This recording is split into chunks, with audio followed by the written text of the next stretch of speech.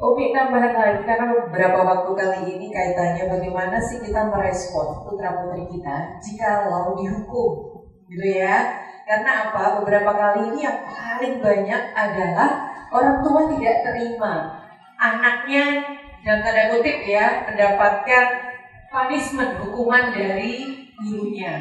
Mungkin kita juga sebagai orang tua juga sebagai hakim ya. Jadi bagaimana kalau putra putri kita mendapatkan hukuman dari gurunya, kita tuh seperti apa dan harus bagaimana gitu, Umi? Baik, masalah hukuman. Kita memang orang tua sekarang tuh nggak kayak orang tua dulu. Orang tua dulu tuh pasrah husnudzonnya tinggi ke guru. Sehingga kami ingat orang tua tuh dulu selalu pesan-pesan terus tak harap jenengan, terserah jenengan, anak kula badhe dinomolaken gitu. Ya dihukum mawon. Nah, jadi orang tua dulu tuh kan pasrahnya masya Allah. Jadi ke guru tuh nggak cuma sekedar menitipkan anak untuk dapat ilmu, tapi memasrahkan anak untuk dibimbing akhlaknya. Itu orang tua dulu tuh begitu. Cuma semakin kesini orang tua itu sudah banyak lupa. Sebenarnya yang sering dilihat dari anak-anak dari sekolah itu hanya prestasi nilai, bukan prestasi akhlak. Sehingga kadang ada anaknya prestasi nilainya bagus, tapi ternyata jadi pembuli nomor 1 di sekolah. Ada. Jadi orang yang mungkin ada, dan itu mereka biasa aja karena yang dinilai adalah nilai prestasinya. Padahal ini kesalahan. Sehingga terus gimana sih sekarang kalau orang tua menemukan anak dihukum? Ibu, kalau anak dihukum ya, kalau orang tua dulu mah alhamdulillah, nah itu setanmu yang dihukumnya gitu. Biasa ngasih motivasi ke orang tua. Tapi sekarang memang banyak orang tua tuh gampang emosi. Sekarang ini kalau misalnya ada anak dihukum, tinggal dicek kenapa kamu dihukum sayang. Kamu salah apa? Nggak mungkin gurumu menghukum tanpa sebab. Kita dengarkan dulu dari posisi anak. Ya, kita nggak boleh juga langsung, bisa saja ada juga kan guru yang dolim juga ada, yang kadang menghukum tanpa sebab yang jelas ada. Sehingga kita dengarkan kenapa dihukum. Mama, ayo kamu jujur, nggak boleh bohong. Mama akan bangga kalau kamu bisa menjadi anak yang jujur. Cerita, ajak coba dia. Nah setelah itu kalau memang sudah dari anak kita dapat cerita, tinggal kita tanya ke ustadznya. Karena kadang versinya anak berbeda dengan versinya ustadz. Gitu loh. Versinya anak, versinya ustadz. Kalau ternyata terbukti anak kita yang salah, maka ya tolonglah jadi orang tua yang cerdas. Anak ini dihukum karena pengen dididik jadi orang baik. Mau seorang tuanya menolak, ini kan stres. Anakmu tuh mau dididik jadi orang benar, jadi orang yang bermartabat, jadi orang yang berakhlak. Loh kok malah marah, itu pengennya jadi mau jadi penjahat? Gitu. Kalau memang anak kita yang salah. Kalau ternyata kesalahan ini ada pada guru, jangan juga langsung kita antem guru kita di hadapan anak. Kalau memang ternyata anak kita nggak salah, rupanya guru salah paham, tapi sudah keburu emosi. Misalnya ternyata kenyataannya yang salah temennya, bukan dia, tapi dia dituduh. Tinggal kita ngomong pelan-pelan, kita datang ke gurunya, kita ngadep buktinya apa. Apa yang menjadikan gurunya kok menuduh anak kita? Mungkin guru itu bukan sengaja, karena memang kebetulan bukti-bukti mengarah semua ke anak kita kan gitu.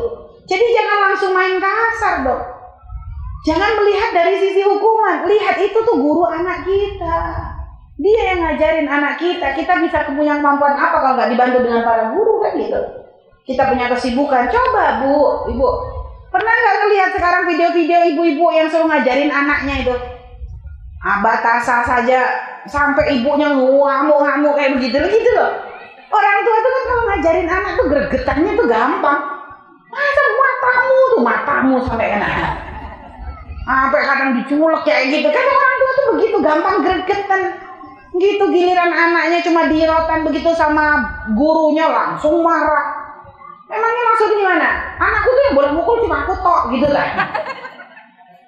Aduh, ini makanya banyak orang tua sakit sekarang itu. Ya itulah, makanya belum apa-apa sampai ngelabrak, sampai tiba-tiba gurunya dicaci maki, sampai tiba-tiba langsung diperkarakan ke polisi. Stres tidak ini? Pengennya kamu tuh anaknya sekolah di mana? Kalau memang nggak mau dididik oleh guru dengan pendidikan yang benar, jangan masukin ke sekolah, masukin ke kebun binatang tuh bebas. Biar dilatih sana, bukan dengan manusia. Lo kok bisa? Makanya kami tuh heran dengan orang tua model seperti itu. Lo orang tua otaknya di mana? Suruh ngedidik anak aja nggak bisa. Giliran anaknya diajarin baik nggak terima. Terus suruh gimana? Makanya kan sekarang banyak guru-guru komplain. Akhirnya anak rusak, biarin aja kan begini. Yang dicari sama orang tua sekarang. Kalian sekarang lihat, makanya anak sekarang di sekolah apa? Diajarin sama gurunya apa?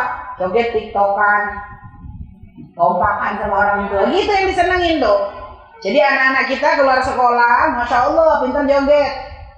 Anak kita keluar sekolah pintar apa? Bikin yang sesuatu yang pokoknya viral.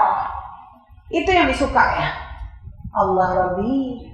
Bu, tolonglah ya. Jadi kita belajar jadi orang tua yang bijak sudah. Jadi kalau melihat ada hukuman, cek dulu. Jangan langsung dipatahkan anak kita. Bisa saja ternyata anak kita nggak salah kan? Mungkin saja. Jadi jangan langsung dipatahkan. Oh, pasti kamu yang nggak benar, pasti kamu begini. Wah itu berarti kita sudah menghancurkan anak kita. Dengerin dulu. Kalaupun ternyata salah, biasanya mungkin salahnya dia ada sebab. Kenapa sayang kamu dihukum? Iya mak, tadi berantem. Loh kenapa kamu berantem? Jangan langsung marah dulu. Bisa saja dia berantem gara-gara apa? Bela temennya kan gitu. Soalnya tadi tuh mau kasihan tuh. Nah, itu loh bu. Tapi ibu tetap tegur. Ibu bangga kamu nolong temenmu. Tapi seharusnya kamu nggak pakai begitu dong. Orang cerdas itu nggak pakai main otot, tapi yang dipakai otaknya. Daripada kamu berantem sama dia, kenapa nggak kamu datang langsung kamu laporkan ke guru, tunjukkan buktinya, biar guru yang bertindak bukan kamu. Nah, jadi diajak anak itu berpikir. Bukan langsung tok kamu. Ya Allah ibu, streslah anak kita kalau begitu. Nah itu bu ya, insya Allah lah. Semoga Allah memudahkan kita menjadi orang tua yang baik dan bijak, yang bisa menghantarkan anak-anak kita menjadi orang mulia dunia.